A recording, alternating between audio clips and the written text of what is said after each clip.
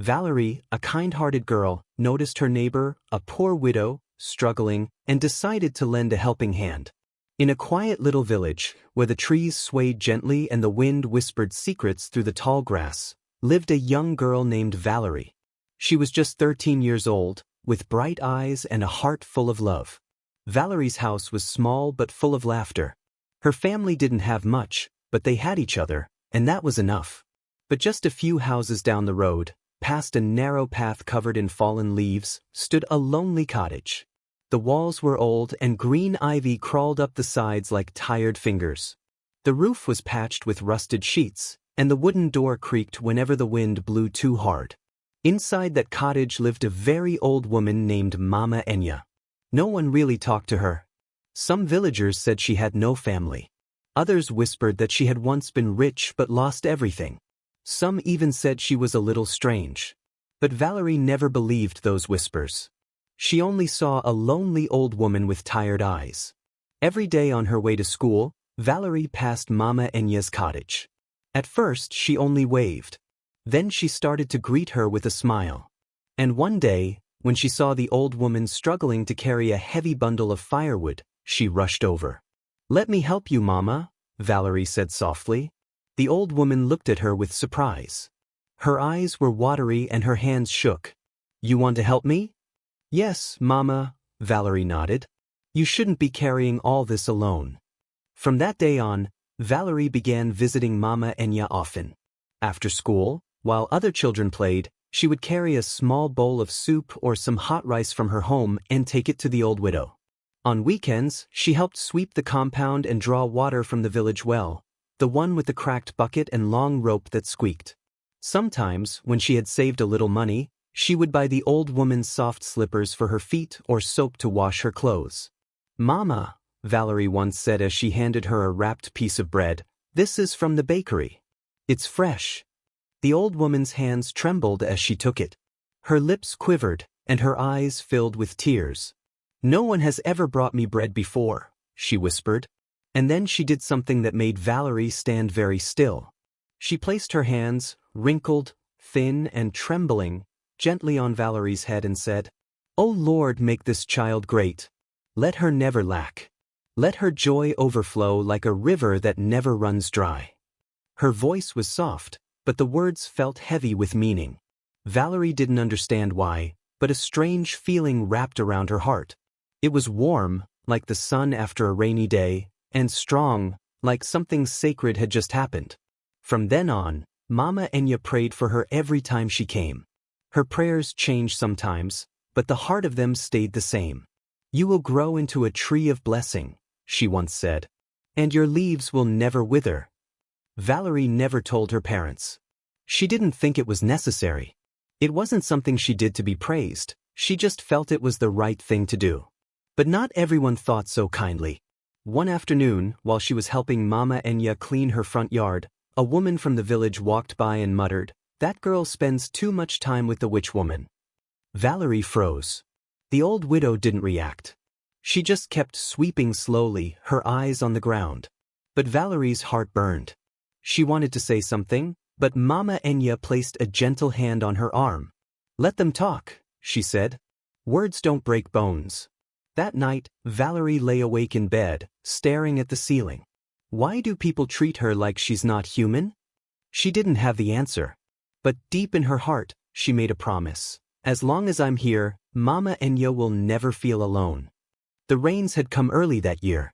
Thick clouds hovered over the village, pouring down soft sheets of water every evening. The dusty red roads turned muddy, and the air always smelled like wet earth and wood smoke. Most children stayed inside during the rains, playing board games, or helping their mothers in the kitchen. But Valerie had a different habit. Every Saturday afternoon, even if the sky was gray, she put on her old rubber sandals, wrapped a small food parcel in a cloth, and walked carefully through the muddy footpath, straight to Mama Enya's cottage. The old woman was always waiting. Sometimes she sat on a stool by the doorway, her back straight like she was guarding something. Other times, she sat on a mat inside, staring out through the window with a faraway look in her eyes. When Valerie arrived, she always smiled. "Ah, my child. You came again," Mama Enya would say, her voice crackling like firewood. "I told you I would," Valerie smiled, kneeling gently to place the food on the little wooden stool near the window. "It's yam porridge today. My mum made it extra soft." Mama Enya would eat slowly, thanking her between every few bites. And when she was done, she always wiped her hands and reached for Valerie's head. The prayers would begin. They weren't long, but they were deep. Valerie didn't always understand the words, but she felt them, like warm water soaking into dry ground. "You will not fall where others fall. You will walk where others crawl. You will rise and not be pulled down." Sometimes Valerie closed her eyes as the words poured over her. And afterward, Mama Enya would sit back with a long sigh, like she had just poured out her whole soul. One rainy evening, while the wind howled outside and the trees shivered under the storm, Valerie stayed longer than usual. The power was out. A small oil lamp lit the room, casting long shadows across the cracked walls. "Mama," Valerie said softly, "do you ever get lonely?" There was a long silence. Mama Enya didn't look at her. Her eyes stayed on the dancing flame of the oil lamp. For a moment, Valerie thought she wouldn't answer. But then, in a quiet voice, she said, "Sometimes." Her fingers trembled as she continued. "I had a son once. He died before his first birthday. After that, nothing. No husband. No family. Just me and this house. And the silence." Valerie's eyes stung with tears, but she blinked them back. She didn't want Mama Enya to feel pitied. She wanted her to feel seen. "I'm here now," Valerie said. Mama Enya smiled without looking at her. "Yes, you are." That night, as Valerie left, Mama Enya stood in the doorway and watched her walk away through the soft drizzle. She didn't go inside until Valerie had disappeared around the bend. The villagers still talked. They still muttered when they saw the girl spending time at the widow's house. Some said it was foolishness. Others claimed the old woman was cursed or had hidden powers. But Valerie didn't care. The more they spoke, the more she returned. And Mama Enya's prayers grew stronger. One day she held Valerie's hands tightly and said, "The world will try to pull you down. But blessings will hold you up. Even when I'm gone, my words will follow you." Valerie nodded, though her heart ached at the thought. Why does she speak like that sometimes? She didn't know, but her heart always felt heavy after such words. One afternoon, when Valerie was fetching water from the well for Mama Enya, she met her mother along the road. "Where are you coming from?" her mother asked, surprised. "From the old widow's house," Valerie said before she could stop herself. Her mother paused, eyes narrowing slightly. "You've been going there?" Valerie nodded. "For a long time." There was a long silence. Valerie felt her throat tighten. But then her mother said, "You're a strange child." "I'm proud of you." Valerie looked up, shocked. "You are?" "Yes," her mother said, placing a hand on her shoulder. "Not everyone thinks to care for someone who has nothing to give in return." Valerie smiled, her heart swelling. For a long time, she had kept her visits quiet. Now she didn't need to anymore. That evening, Mama Enya laughed when Valerie told her. "So, the lioness has found out," she joked. "Maybe now I can greet her one day." One night, not long after that, Valerie had a dream. In it, Mama Enya stood by a large tree, full of ripe fruits and golden leaves. She wore a long white cloth and smiled without speaking. Her hands were lifted in prayer, and the wind carried her words into the sky. Valerie woke up with tears in her eyes and didn't know why. But she prayed that morning too. Just like Mama Enya had taught her. The sun was just beginning to rise when Valerie received the letter. It had been sitting on the kitchen table for nearly an hour before her mother noticed it, hidden behind a basket of dried herbs. The envelope was thick, official-looking, and slightly crumpled from the postman's hasty delivery. Valerie had never seen her mother's face light up with such surprise before. "Valerie," her mother called out, waving the letter in her hands. "Come here. There's a letter for you." Valerie, still half asleep, rubbed her eyes and walked into the room. She looked at her mother, who was holding the letter as if it were a rare treasure. "What is it, Mama?" she asked.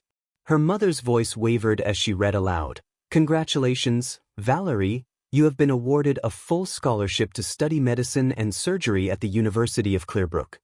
For a moment, there was silence. Then Valerie's heart began to race, her chest tightening in disbelief. It felt as if the world had shifted beneath her feet. "Medicine?" she whispered, as if the word itself was too big, too impossible for her small hands to hold. "Are you sure?" Her mother nodded, tears glistening in her eyes. "It's real, my darling. You're going to study medicine at a university. This is what we've prayed for." Valerie's hands trembled as she took the letter from her mother's hands. The words seemed to blur as she read them again, slowly, savoring each letter. But her joy was short-lived. As she looked at the letter one last time, she realized something. The university was far. Very far. The thought of leaving their village, leaving Mama Enya, left a coldness in her chest. The next few weeks were a blur of preparation. Her mother worked day and night, sewing new clothes and packing what little they could afford. Valerie's father helped build her a small wooden chest for her books and supplies. The villagers came together, some contributing small gifts for her, others offering prayers. But all the while, Valerie's thoughts were with Mama Enya. She tried to tell herself it was just for a while. She would be back. She would study hard and return to the village in a year, maybe 2. But deep inside, something gnawed at her. Mama Enya would be alone. The day of departure arrived. The air was heavy with the scent of earth and rain. Valerie wore her best dress, the one that had been passed down from her aunt, and her shoes shone with fresh polish. She carried her small chest and a bundle of clothes tied in a cloth. Her mother, holding back tears, wrapped her arms around her. "You've made us proud, Valerie. You've worked so hard. We'll miss you so much, but we know you're going to do great things." "I'll write often, Mama," Valerie promised, blinking back her own tears. "I'll come back as soon as I can. I'll make you proud." But it was Mama Enya's voice Valerie was waiting to hear. She had promised to say goodbye before she left. Valerie walked slowly through the village, the familiar sights seeming to stretch farther away with each step. Her heart ached, and the weight of leaving was heavier than anything she had felt before. When she reached the old widow's cottage, she saw Mama Enya sitting on her favorite stool by the door, her eyes bright despite the shadows of age that hung over her face. At the sight of Valerie, her eyes twinkled. "You've come," she said softly, as if she had been expecting her. Valerie knelt in front of her. "I'm leaving, Mama," she whispered, her voice thick with emotion. "I'm going to the university. To study medicine." Mama Enya reached out and placed her hands on Valerie's head, her fingers still warm despite the cold afternoon. She didn't speak at first. Instead, she closed her eyes, her lips moving in silent prayer. The world around them seemed to quiet, as if holding its breath. Valerie didn't dare move, as if she, too, were waiting for something sacred. When Mama Enya opened her eyes, they were full of a deep, knowing love. "You will be great, my child. The world will try to pull you down, but you will stand. When you feel lost, remember that I will be praying for you." Valerie bit her lip to hold back the tears. "But Mama, what if I don't come back for a long time? What if?" Mama Enya shook her head gently. "You will come back, my dear. In your heart, you will always return. And I will always be here, waiting for you." Her voice was soft but strong, like the wind through the trees. With trembling hands, Valerie hugged her tight. The embrace felt like the last warmth she would ever feel from the old woman. "I'll never forget you, Mama," she whispered. Mama Enya smiled. "I know, my love. You will carry me with you." As Valerie climbed into the cart that would take her to the bus station, her heart was torn between hope and sadness. She waved to her mother, who stood by the door, holding her hand to her heart. Then she turned to wave at Mama Enya, who stood at the edge of the road, still watching her. As the cart began to roll forward, Valerie felt a small, almost imperceptible pull at her chest.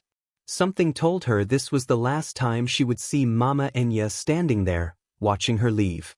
But she didn't want to think about it. She forced herself to look ahead, focusing on the path that lay before her. The city was loud. Everything moved faster. The people, the cars, even the clouds above the tall buildings. Valerie had never seen so many lights, or heard so many voices all at once. The university campus stretched out like a world of its own, filled with wide streets, long hallways, and classrooms bigger than her family's entire house. It was nothing like the quiet village where she had grown up. The first week was the hardest. She often stood alone in the cafeteria, unsure of where to sit. Everyone seemed to know someone, but Valerie knew no one. Her accent was different. Her clothes were simple. Her ways were quiet. Some people looked at her like she didn't belong. But she didn't let it shake her. Every night, she sat on her bunk in the shared hostel, pulled out Mama Enya's old handkerchief, the one she had once used to wipe her hands after eating, and pressed it to her chest. It smelled faintly of herbs and dust, and it always made her feel like she was being hugged. "You are never truly alone," Valerie would whisper to herself, remembering Mama Enya's prayers. Classes began. The lecturers spoke quickly. Notes came in a flood. Valerie studied deep into the night under dim light bulbs. She worked part-time at the university library just to keep herself afloat. Sometimes, when the stress piled too high and her hands trembled from lack of sleep, she would slip into the chapel near the science block. There, she would kneel quietly and remember Mama Enya's voice. "You will not fall where others fall." And somehow, the shaking would stop. Back in the village, time moved differently. The sky still changed colors the same way. The trees still swayed to the same rhythm. And the old widow, Mama Enya, continued her life as best as she could. She grew thinner, but her spirit stayed strong. She walked to the stream with her plastic bucket. She swept her small compound every morning. She boiled her water with firewood. And in the evenings, she sat on her stool and stared at the road, as if expecting someone. No one ever came. But still, she whispered the same prayer into the wind. "Wherever she is, let her shine. Let her live and not die. Let her rise above the world." A year passed. Valerie had not returned home. The university was far. Transport was costly. Time was short. She wrote letters, sent greetings through friends, but she couldn't come home yet. The guilt grew heavy inside her. One late night, while writing a report on human anatomy, her mind drifted. She pushed her books aside and sat with her knees drawn up to her chest. "I wonder if she's still waiting for me." The next day, Valerie made up her mind. She saved every coin she could. She skipped meals. She worked extra shifts at the library. And when the semester finally came to an end, she packed her bag and boarded the early morning bus home. The journey was long. Hours passed in silence. She stared out the window, watching as the city disappeared behind her and the trees of her village slowly came back into view. Her heart pounded faster with every mile. Please let her still be there. When she stepped down from the bus, the scent of the village hit her: firewood smoke, wet soil, and the smell of home. But as she went to sleep that night, the old feeling returned, like a wind brushing past her ear. This might be the last time. She didn't want to believe it. But something in her soul whispered, "Say your goodbyes well." The next morning, Valerie rose early. She had just a few days left before returning to the university, and she wanted to spend one more afternoon with Mama Enya. She planned to bring her a gift, a small scarf she had bought in the city, blue with white flowers, the kind she imagined would look lovely wrapped around the old woman's head. But as she reached into her bag, her mother stepped into the room with a folded note in her hand. "Valerie," she said softly, "you're leaving tomorrow, yes?" Valerie nodded. "Yes, Mama." "Have you seen Mama Enya since the day you came back?" "No," Valerie said, smiling. "But I'll see her today. I want to give her something before I go." Her mother hesitated. There was something heavy in her eyes, something that didn't match the brightness of the morning sun pouring through the window. Valerie noticed. She paused. "Mama, what is it?" Her mother looked down at the note in her hand. "I didn't want to tell you when you first returned," she said slowly. "You had just come back from a long journey, and you were so happy." Valerie's heart dropped. Her breath caught in her chest. "What happened?" Her mother sat down beside her. "It was a few months ago. On her way to fetch water. Mama Enya was crossing the road near the stream. A car came too fast. They tried to take her to the hospital, but..." She didn't finish. Valerie felt her ears ringing. No. Her mother reached for her hand. She didn't make it, Valerie. She passed on quietly. We buried her by the church ground. The village elders made sure it was done with respect. Valerie couldn't speak. Her vision blurred. Her lips parted, but no words came out. Her heart was pounding like a drum against her ribs. No, no, not Mama Enya. Her mind raced back, to the stool by the door, the warm hand on her head, the quiet prayers under the sun, the promise that she'd always be there waiting. She said she'd wait for me, Valerie finally whispered. Her voice cracked and her shoulders shook. I'm so sorry, her mother said, holding her close. We didn't know how to reach you in the city. It happened so fast. Tears rolled freely down Valerie's cheeks. She stood up, grabbed the scarf from her bag and held it to her chest. Then she ran. She ran past the dusty roads, past the neighbors' houses, past the places she once played as a child. She ran until she reached the edge of the village, where the church grounds sat quietly beneath a large neem tree. There, near a small fence, was a simple grave. A wooden cross stood at its head, weather-worn and silent. Flowers had dried beside it. The ground was clean, but undisturbed, as if no one had visited in some time. Valerie fell to her knees. She placed the scarf gently on the grave, smoothing it with her hands. And then she cried. She cried for the words she never got to say, for the goodbye that never happened, for the prayers that still echoed in her ears but no longer came from living lips. I'm sorry I didn't come sooner, she whispered, her voice barely audible. I thought we had more time. She sat there for a long while, watching the shadows shift across the earth. When the sun began to set, Valerie rose to her feet. Her eyes were red but calm. She placed her hand on the wooden cross and said, You didn't just bless me with your prayers, you gave me a part of yourself. And I'll carry it forever. As she walked away, the wind picked up, rustling the trees. It brushed her face like an invisible hand, soft, warm, almost familiar. And in her heart she felt something strange. Valerie returned to school the next morning. Her steps were slower, but her heart was stronger. She had tasted grief for the first time, but she had also seen something deeper, something eternal. Life is not forever, she thought, but love can be. She carried Mama Enya's memory with her into every lecture, every exam, every sleepless night. When times were hard, she whispered the old prayers. And when things went well, she smiled up at the sky.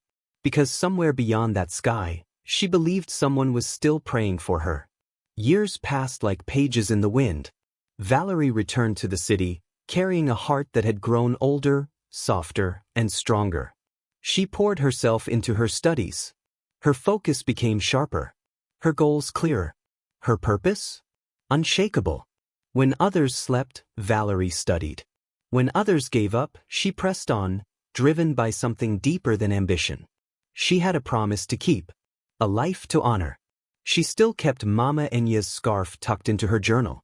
Whenever fear crept in or exhaustion knocked at her door, she would hold it close and whisper the words the old widow had once prayed. You will succeed. You will not fall. You will rise above the world. One afternoon, in her final year at the university, Valerie stood in a white coat beneath the fluorescent lights of the teaching hospital. Her eyes scanned the patient chart in her hands. Her stethoscope rested on her shoulders like a medal of quiet victory.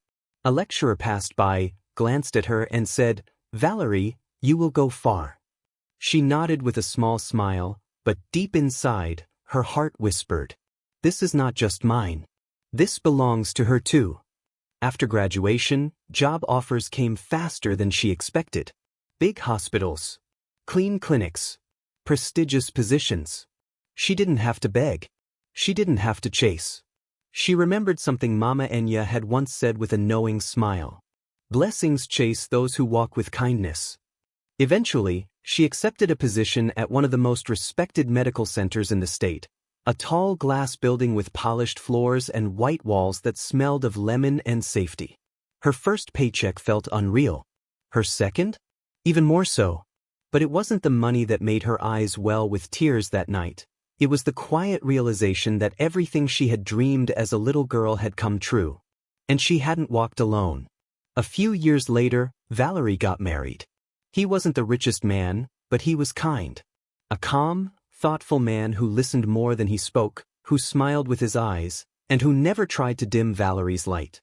They built a home together, not too grand, but warm. It had a little garden in the back, and a shelf full of medical books in the hallway. Soon they had children. And every night, Valerie told them bedtime stories. But not just any stories. Stories about a wrinkled old woman with kind eyes and strong prayers. Her name was Mama Enya, she would say as the children leaned closer. She didn't have money or gold or a big house. But her heart was full of treasure. The children would listen with wide eyes. "Did she know you were going to be a doctor?" her eldest once asked. "Yes," Valerie smiled. "She knew before I ever believed it myself." One day, Valerie stood outside a small plot of land in her village. The soil was rich, the air quiet. She had returned not just as a visitor, but with a purpose. She spoke to the village council and offered to build something small, a clinic for the elderly, the poor, the forgotten. When they asked her what she wanted to name it, she didn't hesitate.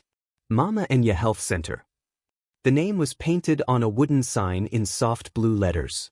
When the clinic opened, Valerie placed a photo of Mama Enya, the only one she had, on a small table inside. She placed a scarf next to it. And a candle. "You are still blessing people," she whispered. "Even now."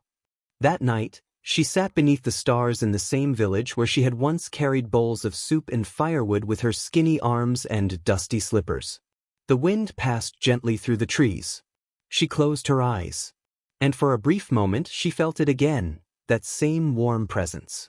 A peace that touched her shoulders like invisible hands. No words were spoken. But Valerie understood.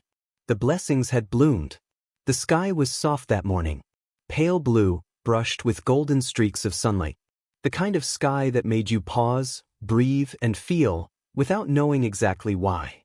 Valerie stood outside the Mama Enya Health Center, now freshly painted and filled with new nurses, shelves of medicine, and cheerful chatter. The garden she had planted behind the clinic had started to bloom, bright orange marigolds, purple hibiscus, and white lilies, swaying gently in the morning breeze. She was older now, not old, but wiser. Her eyes carried the calmness of someone who had walked through both fire and favor, and had learned that both had a purpose. Her daughter, Amara, ran out from the clinic doors, waving a drawing in her hand. "Mummy," she called. "I drew something." Valerie knelt down as the little girl arrived breathless. She showed her the paper, a crayon sketch of a small cottage, a woman with gray hair sitting beside a younger girl with a bowl in her hands. "Is this me?" Valerie asked, smiling. Amara nodded. "And that's the old woman you told us about." "Her name was Mama Enya," Valerie said softly, touching the drawing. "I wish I met her," Amara said. Valerie looked at the sky. "You have," she whispered. "You just don't know it." Later that evening, Valerie returned to the churchyard where the old widow was buried. The grave had been cleaned. The scarf she left many years ago was faded now, but still there, a little piece of memory that had refused to vanish. She stood there in silence. A nurse from the clinic had told her earlier that day that a woman came by last week, a stranger, just passing through. She had been sick, weak, and couldn't afford medicine. The clinic treated her anyway. When she left, she said, "Tell the doctor thank you. The old woman who used to pray for her, her prayers are still working." Valerie had smiled at that, because somehow, someway, the world still remembered. She knelt once more beside Mama Enya's grave and placed a fresh white lily down. "I came to say thank you," she whispered, "for seeing me when no one else did, for lifting me before I ever stood tall. Oh, I made you proud." The wind answered gently, brushing against her face like soft breath. She closed her eyes. And in her heart she felt it again, the warmth, the blessing, the presence that had never left. Thanks for watching. If you enjoyed this video, please hit that like button, leave a comment below, share it with your friends, and don't forget to subscribe for more content.